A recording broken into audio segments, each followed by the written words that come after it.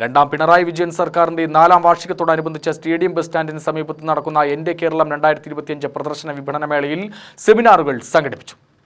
കൃത്യത കൃഷി സാധ്യതകളും പ്രയോഗവും എന്ന വിഷയത്തിൽ രാവിലെ നടന്ന കൃഷിവകുപ്പിന്റെ seminar ATMA project director PA Sheena ഉദ്ഘാടനം ചെയ്തു. കാർഷിക എഞ്ചിനീയറിംഗ് വിഭാഗം assistant executive engineer Suhas, Thavanur കാർഷിക engineering college associate professor doctor S Sajeena, ENTT deputy director SP Manju, 100ഓളം കർഷകർ എന്നിവർ പങ്കെടുത്തു. ജില്ലാ മെഡിക്കൽ ഓഫീസ്, ദേശീയ ആരോഗ്യ ദൗത്യം എന്നിവയുടെ സംയുക്ത ആഭിമുഖ്യത്തിൽ നടന്ന ആരോഗ്യ സെമിനാർ ഡെപ്യൂട്ടി ജില്ലാ medical officer doctor KP Ahammed Afsal ഉദ്ഘാടനം ചെയ്തു. ജീവിതശൈലി രോഗങ്ങൾ എന്ന വിഷയത്തിൽ പാലക്കാട് ജില്ലാശുപത്രി ജനറൽ മെഡിസിൻ വിഭാഗം കൺസൾട്ടന്റ് ഡോക്ടർ PG മനോജ്, പൊതുജനാരോഗ്യ നിയമം 2023 എന്ന വിഷയത്തിൽ retired technical assistant PK Raju എന്നിവർ സെമിനാർ ക്ലാസുകൾ കൈകാര്യം ചെയ്തു.